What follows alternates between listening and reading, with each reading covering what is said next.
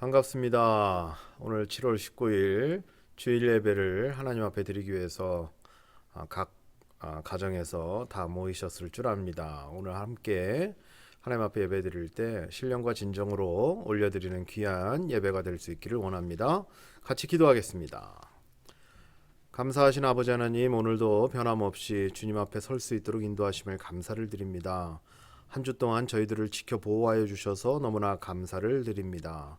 참으로 저희들 주어진 환경 속에서 성도로서 하나님의 자녀로서 살아감에 있어서 참으로 쉽지 않은 시간들을 보내고 있지만은 그래도 우리가 의지할 것은 하나님의 붙드심과 인도하심이 반드시 저희들과 함께하고 있다라는 사실, 그것을 믿음으로 살아가고 있음을 놓치지 않게 하여 주시옵소서. 오늘도 말씀 가운데 저희들이 모여 주님 앞에 예배드릴 때에 그 말씀 가운데 허락하시는 하나님의 놀라우신 인도하심을 깨닫게 하시고, 하나님께서 당신의 백성들을 향하여 보여주시는 많은 은혜의 역사들을 깨닫게 하여 주시옵소서. 이 예배 가운데 성령 하나님 붙들어 주시고 저희들의 마음을 모아 주시옵소서. 예수님의 이름으로 기도하옵나이다. 아멘. 이 시간 함께 찬양하도록 하겠습니다.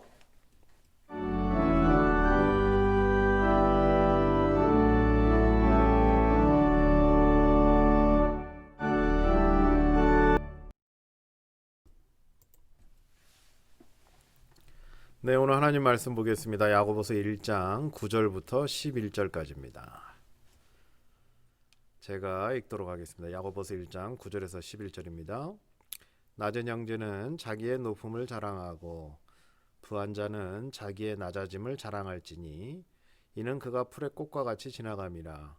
해가 돋고 뜨거운 바람이 불어 풀을 말리면 꽃이 떨어져 그 모양의 아름다움이 없어지나니 부한 자도 그 행하는 일에 이와 같이 세잔하리라.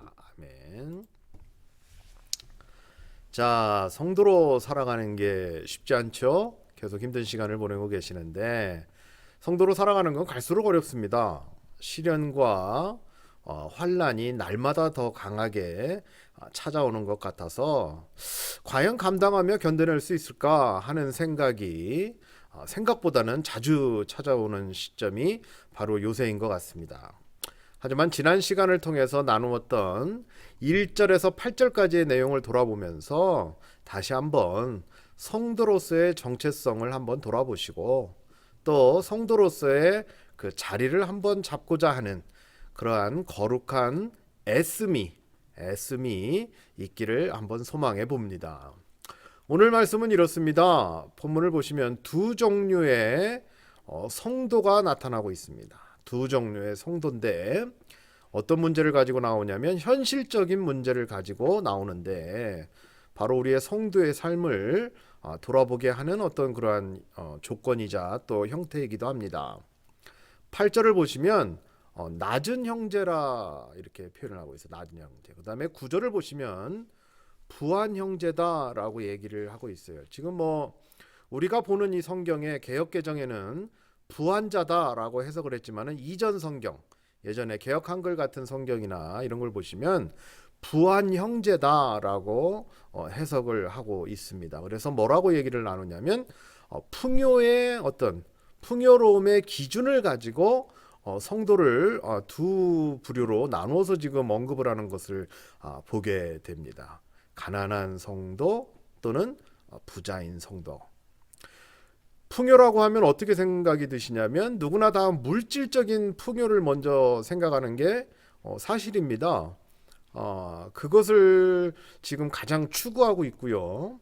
또 21세기를 살아가는 이 시점에 소비 문화가 주를 이루고 있기 때문에 이 풍요를 이루지 않으면 그 문화를 감당해낼 수가 없죠.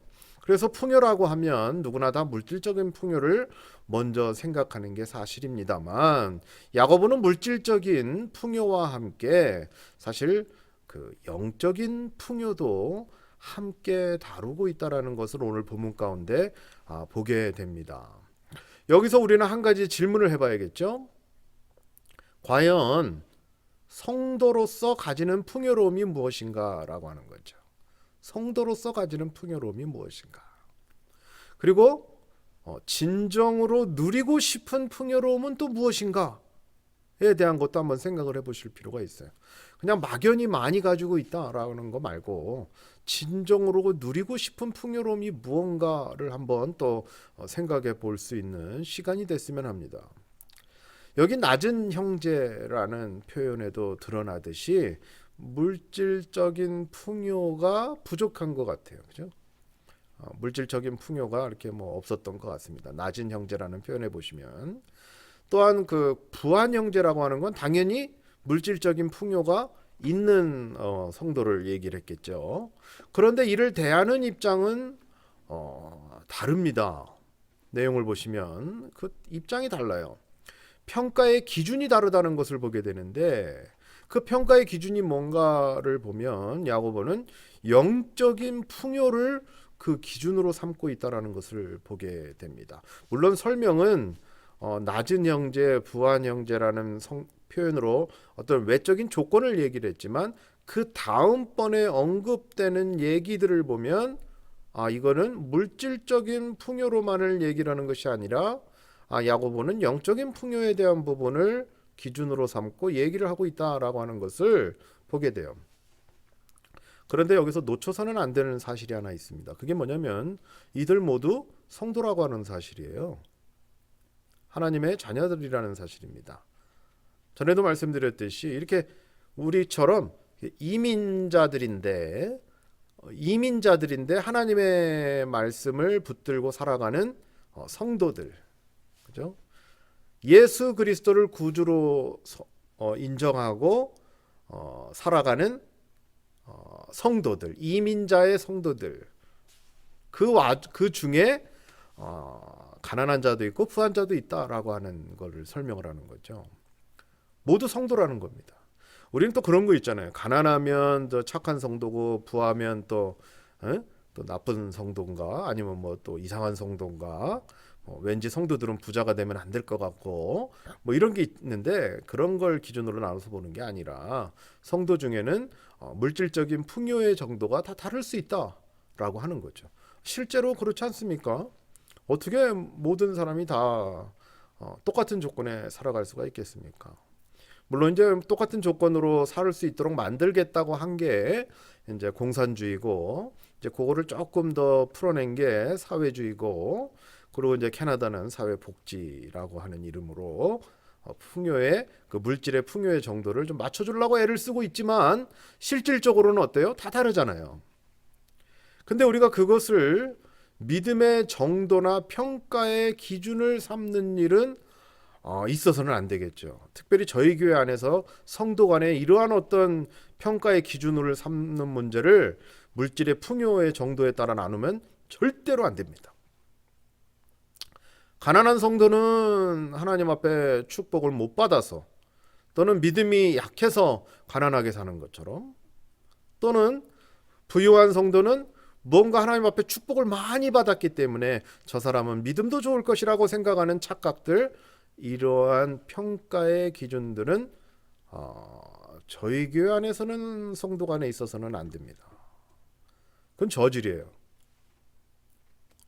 신앙이 없는 자들의 행태입니다. 예수님을 모르는 자들이 만드는 만행이죠. 각자 주어진 환경에 따라 물질적인 풍요의 차이는 있을 수 있지만 그것이 전부가 아님을 오늘 말씀 가운데 보게 되는 겁니다. 먼저 낮은 형제를 한번 보실까요? 먼저 낮은 형제는 자기의 높음을 자랑하라고 9절에 말씀하고 있어요. 9절에 보시면 낮은 형제는 자기의 높음을 자랑하고, 이게 뭔 소린가 싶죠? 이게 뭔 소린가 싶습니다. 아니 분명히 낮은데 왜 자기 높음을 자랑하라고 하지? 이게 말이야 소야 그럴 수도 있죠. 근데 가만히 보시면 이 낮다라고 하는 낮음의 의미와 이 높다라고 하는 것이 지금 현재 어떻게 되고 있냐면 동일시되고 있다라는 걸 보게 돼요. 낮은 형제, 하지만 이 낮은 형제는 높다라는 걸 얘기를 하죠. 근데 그 높은 것을 어떻게 하냐면 이제는 자랑하라고 얘기를 합니다. 그러니까 뭐냐면 이 낮음이라는 의미와 높음이라는 의미를 지금 동일시하고 있다라는 거예요. 도대체 뭐가 높다란 말인가? 라는 의문이 생기겠죠. 10절을 한번 보실까요? 10절에는 뭐라고 나오냐면 부한 형제는 자기의 낮아짐을 자랑하라고 합니다. 이것도 헷갈리죠? 부함과 낮아짐이 또 동일한 의미로 나타나고 있어요. 자랑하라고 나옵니다. 그렇다면 이것도 낮아짐이 뭘 의미하는가 하는 또 의문이 생기겠죠. 이 의문을 해결하기 위해서는 먼저 10절과 11절을 에서 많이 할애하고 있는 뭔가를 설명하고자 하는 그 의미가 거기에 담겨 있어요. 그게 뭔가를 좀 알아봐야 하는데 10절과 11절을 한번 보시겠습니다. 10절 보면 자랑하라고 나오는데 이는 그가 풀의 꽃과 같이 지나감이라.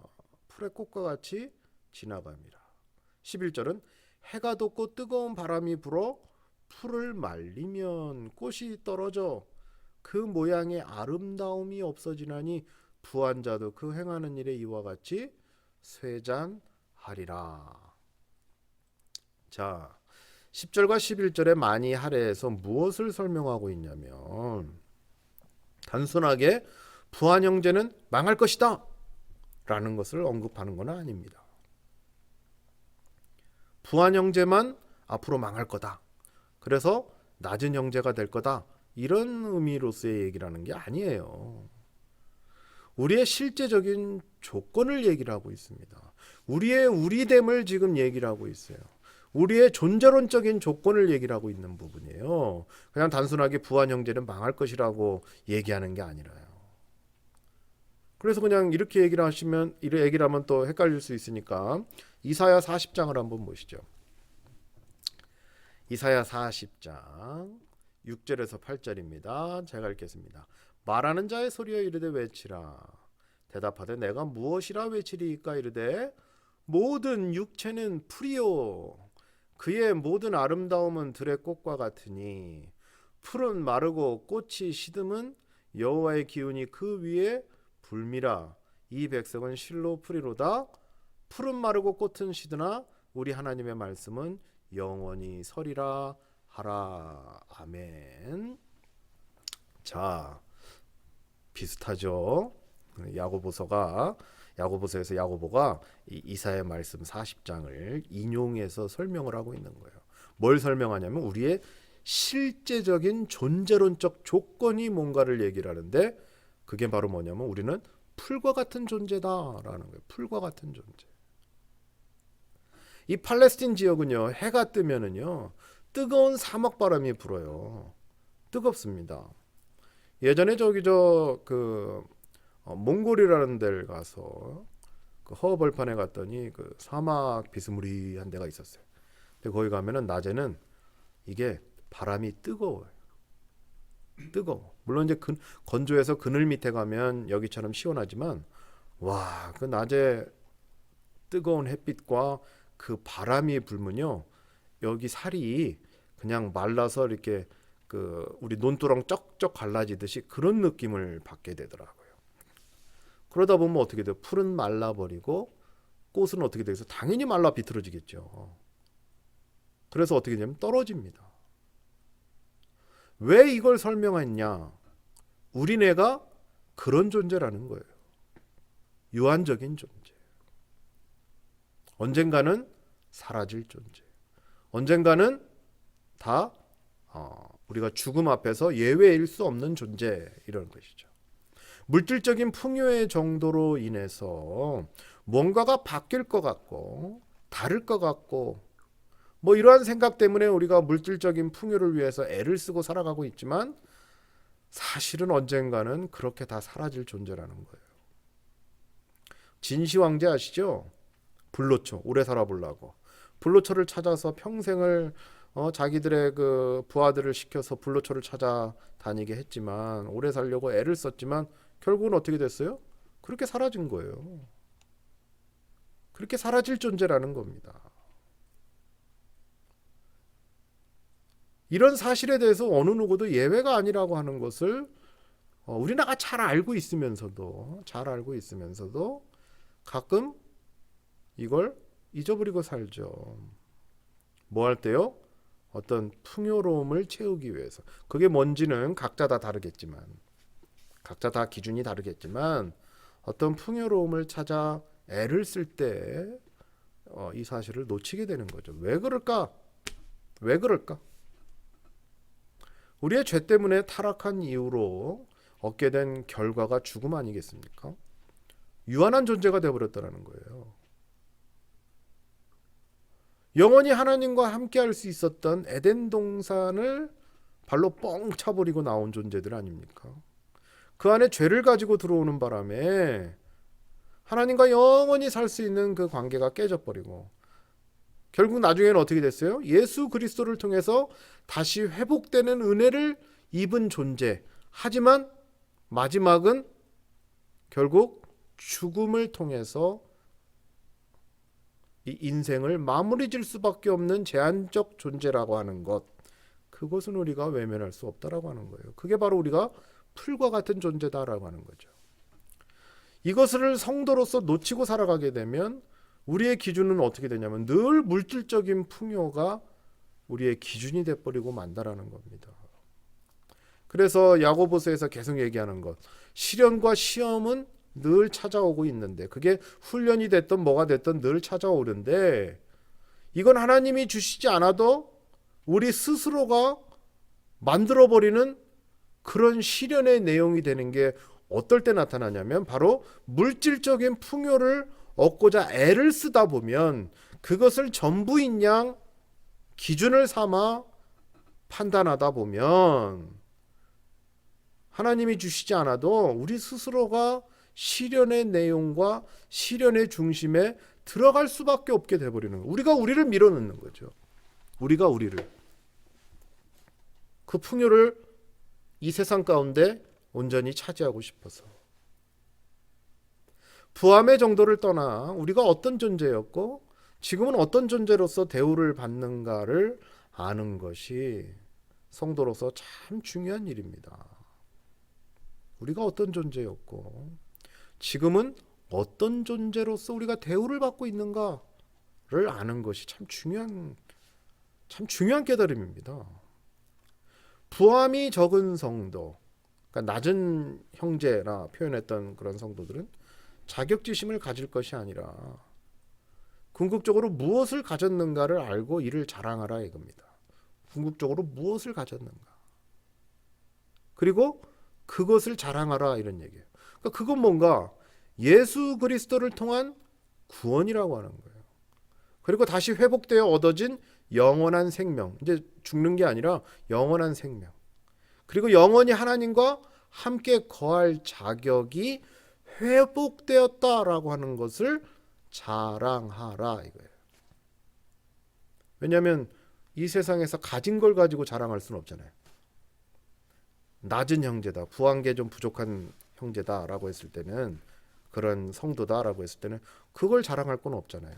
그걸 가지고 우리가 비교하기 시작하면 뭐 이렇게 비교할 게 없잖아요. 그러나 무엇을 궁극적으로 가지게 됐는가를 얘기를 할 때 바로 예수 그리스도를 통한 구원과 다시 회복된 영원한 생명과 다시 영원히 하나님 나라에서 하나님과 영원히 거할 수 있는 자격이 회복되었음을 자랑하라. 그게 높아진 거죠.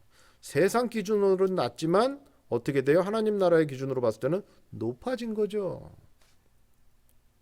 근데 이게 뭐 밥 먹여주나? 뭐 이렇게 생각하시면 뭐 더 이상 할 얘기는 없어요. 하지만 우리는 마지막에 가난도 부함도 모두 놓고 가야 하는 존재임을 안다면 우리 그런 말 있잖아요. 공수래 공수거. 그죠? 올 때 아무것도 손에 가지고 온 거 없잖아요. 그죠? 갈 때도 어떻게 돼요? 가지고 가는 거 없어요. 뭐 수의도 입히고 뭐 그 안에다 뭐도 넣고 했지만 결국 나중에는 다 흙으로 돌아가고 아무것도 못 가져가요. 온 그대로 가는 겁니다.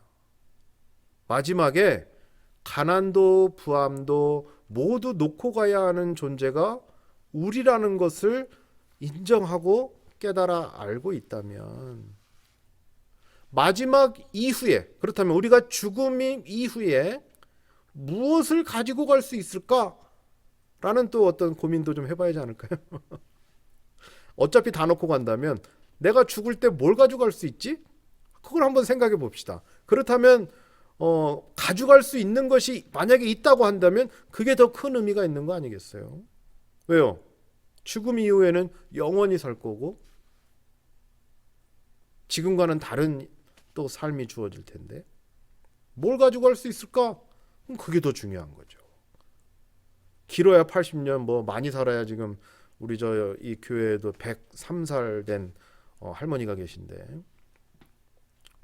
그분이 뭘 가져갈 수 있겠어요? 가져갈 수 있는 것이 있다면 그게 뭔지 그거에 대해서 큰 의미를 찾아봐야지 않겠습니까? 그게 뭐가 있겠어요? 그건 바로 우리가 성도로 부름을 받았고 예수 그리스도로 말미암아 구원을 얻어서 이제는 다시 하나님과의 관계성이 회복되어 하나님 나라에 영원히 살 수 있는 그러한 존재가 되었다라고 하는 그 특권. 낮은 형제지만 비록 자랑할 것이 있는 그 높음에 높아졌다라고 하는 것, 그 높음에 대한 내용이 바로 그거라는 거예요. 그거는 가져갈 수 있는 거잖아요. 죽어도 그것은 가져갈 수 있잖아요.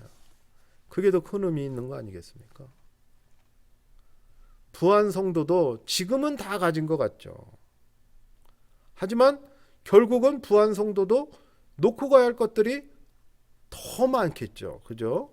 놓고 가야 할 것들이 더 많아져요. 그렇다면 그런 존재라는 걸 알았다면 그것으로 얼마나 자랑하며 살아갈 수 있을까? 라는 물음을 제기한다면 이것도 찰나와 같음을 인정해야 돼요. 찰나. 그냥 점 하나 탁 찍은 것 같은 그런 찰나와 같은 순간에 잠깐 가지고 있다가 사라지는 그런 존재, 그런 내용물들이라고 하는 것을 인정해야 한다라고 하는 거죠. 그래서 낮은 자는 가진 것을 자랑하는데 그 가진 것이 뭐냐면 아까 예수 그리스도를 통하여 얻어진 것들, 회복되어진 것들, 그런 것들을 자랑하라는 거고, 부한 자는 그 찰나와도 같은 것이 아닌 궁극적으로 부질없는 것임을 깨달아 궁극적으로 얻은 것이 무엇인지를 알게 된 것을 자랑하라 라고 하는 말이죠. 그래서 어떻게 돼요? 낮아진 것. 내가 풍족한 게 없어진 게 아니라 그것은 다 부질없는 것이구나. 하지만 내가 궁극적으로 얻어진 게 무엇인가를 알게 된 것으로 어떻게 되냐면 스스로 겸손해지고 겸허해져서 자기가 낮아진 것, 내려놓게 된 것, 그것에 대해서 자랑하라 라고 하는 거죠. 자랑하라. 안 그랬으면 어떻게 됐겠어요? 나는 가진 것도 많으니 나중에 죽어서도 가지고 갈 것들이 많을 것이다. 이런 게 아니라 그게 다 부질없는 것이구나. 결국은 다 놓고 가야 하는 것이구나.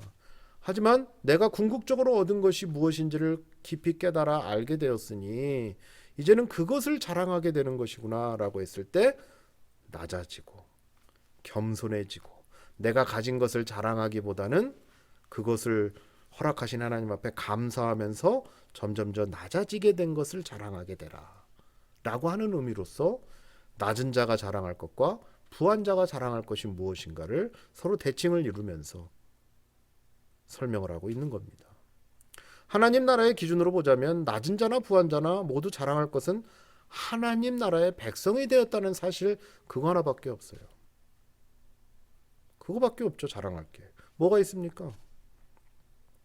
또 하나 자랑할 것이 있다라고 한다면 그것은 교만하지 않고 우리를 겸손하게 하셔서 우리로 하여금 성도로 이 땅 가운데 살아갈 때에 세상적 기준이나 또는 그런 어떤 편견으로 살게 하지 않으시고 하나님 나라 질서를 가지고 살게 하신 것에 대해서 감사하며 자랑하라고 하는 것, 그게 바로 낮은 자는 높은 것을 자랑하고 부한 자는 낮은 것을 자랑하라고 하는 의미가 거기에 다 들어있는 내용입니다. 그게 다 있는 거예요. 하나님 나라의 질서와 기준을 가지고 살게 하신 것에 대해서 감사하며 자랑하는 것. 하나님 나라의 백성이 되었다라는 사실에 감사하고 자랑하는 것. 결국은 우리로 하여금 교만하지 않고 겸손하게 하셔서 하나님 나라의 백성으로 살게 하신 것, 그것에 대해서 감사하며 자랑하라, 이런 말이죠. 왜냐하면 이 세상적 기준으로 보면 성도는요, 자랑할 게 없는 사람들이거든요. 정말 낮은 조건의 사람들이기 때문에 그렇습니다. 이 낮아짐이 억울하고 때로는 답답해도 그 낮아짐이 진정으로 감사할 일이구나라는 사실을 누가 깨닫게 하시냐면 성령 하나님께서 날마다 알게 하시고 깨닫게 하실 것이기 때문에,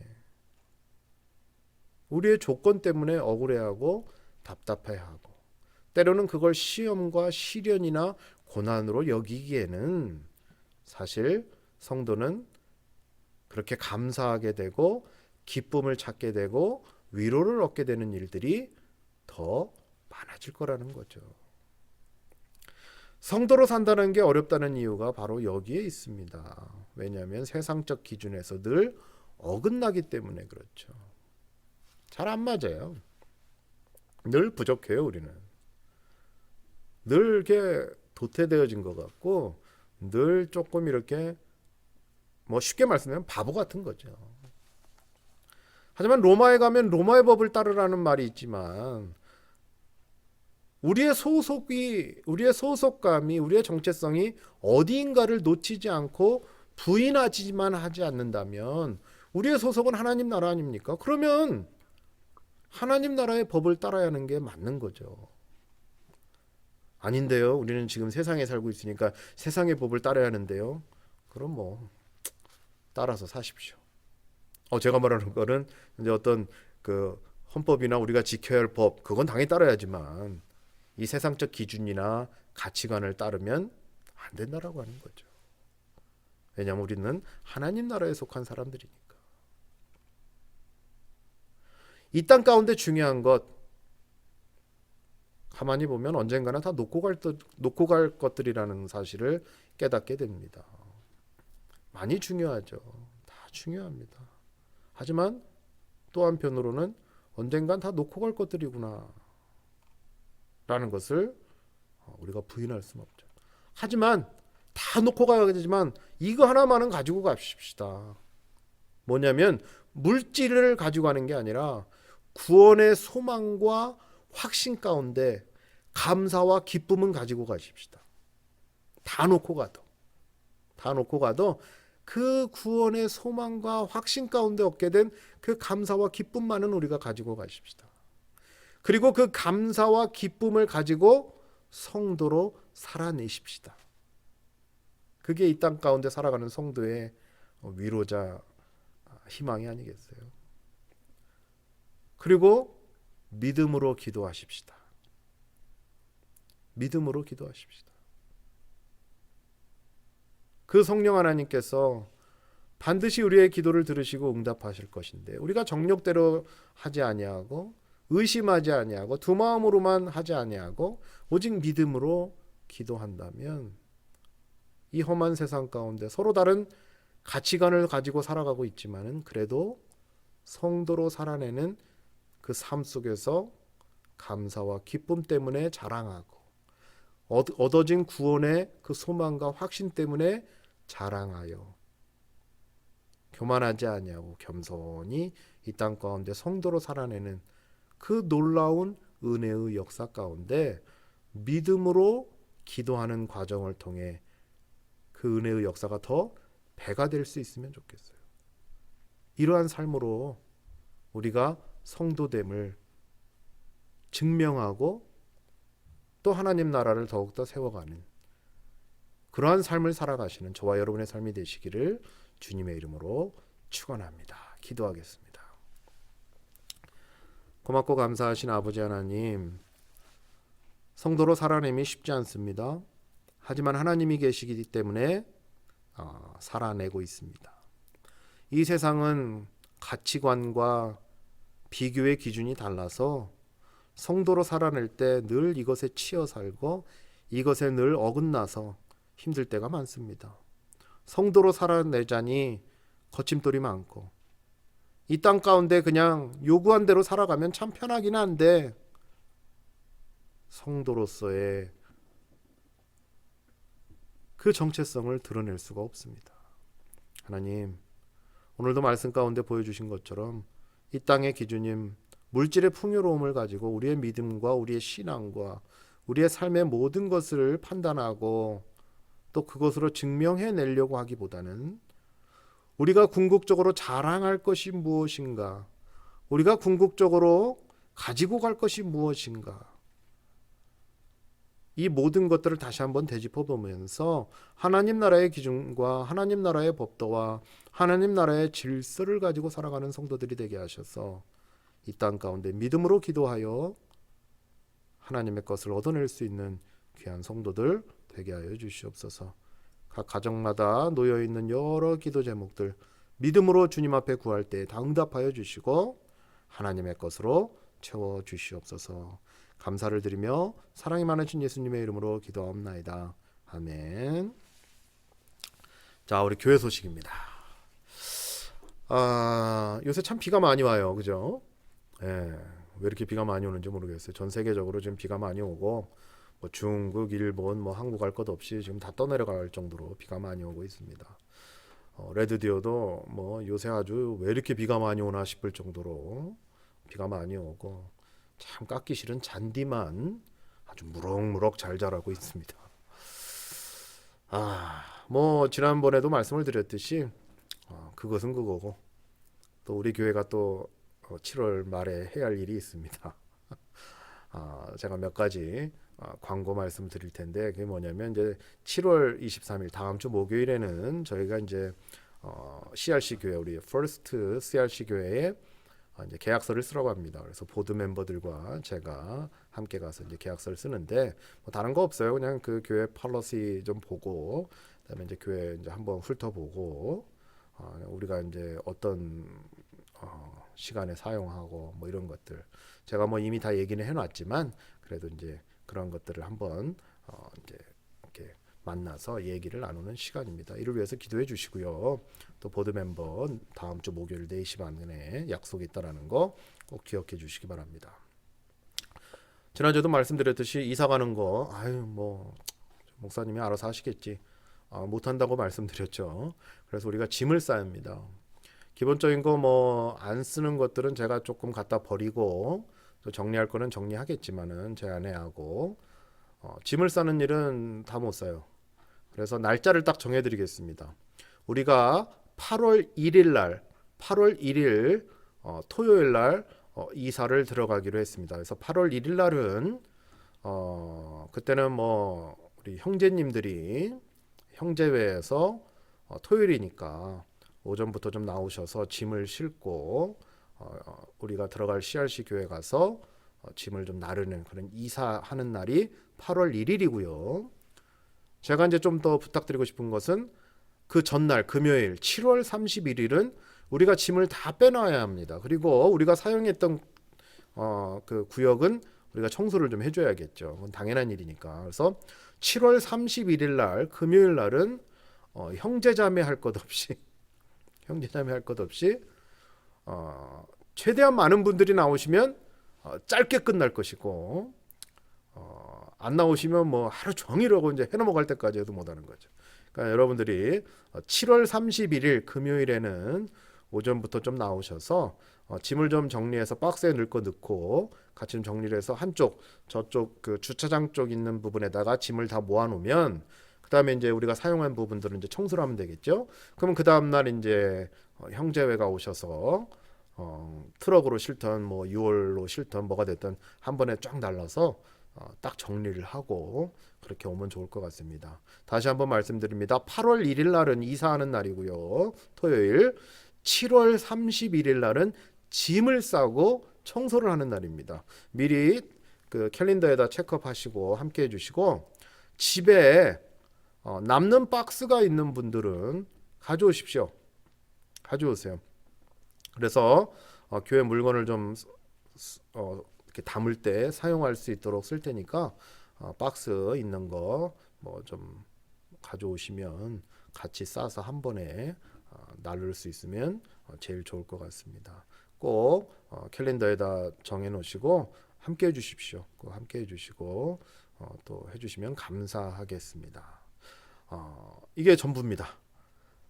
그리고 이쪽 써니브룩 교회는 제가 얘기를 잘 나눠서 다 이해해 줬고요. 다 이해해 줬고 또 아쉬워합니다. 그동안 한 7년 정도 우리랑 같은 시간을 보냈는데 상황에 대해서 설명을 충분히 이해를 시켰고 이분들도 충분히 이해를 합니다. 그래서 우리가 또 나중에라도 땡큐 카드라도 하나씩 써서 우리가 함께 좋은 관계성을 우리가 이사를 가더라도 유지할 수 있는 그런 주 안에서 한 형제자매로서 관계를 유지하도록 또 제가 애를 쓸 테니 이를 위해서 또 함께 기도해 주시고 협조해 주시면 감사하겠습니다. 자, 우리 마지막으로 성도의 사명 같이 읽으시고 축도로 예배를 마치도록 하겠습니다. 같이 읽겠습니다. 하나님께 부름받은 백성인 우리는 하나님을 찬양하며 그의 말씀을 듣고 순종하기 위해 모인다. 우리는 그리스도에 대한 믿음과 순종으로 서로 자라간다. 우리는 하나님의 백성을 사랑하며 돌아본다. 우리는 다른 이를 섬기고 예수님을 증거한다. 우리는 삶의 모든 영역에서 하나님의 공의와 평화를 추구한다. 아멘. 축도로 예배를 마치도록 하겠습니다.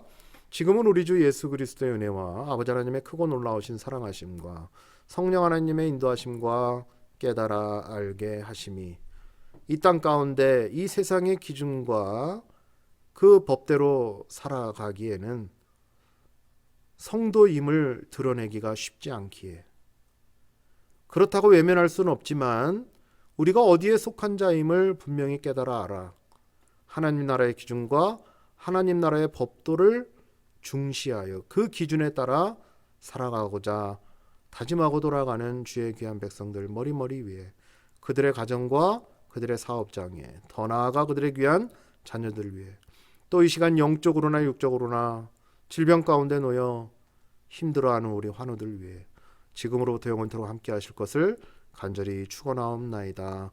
아멘. 감사합니다. 이상으로 주일 예배를 마치도록 하겠습니다.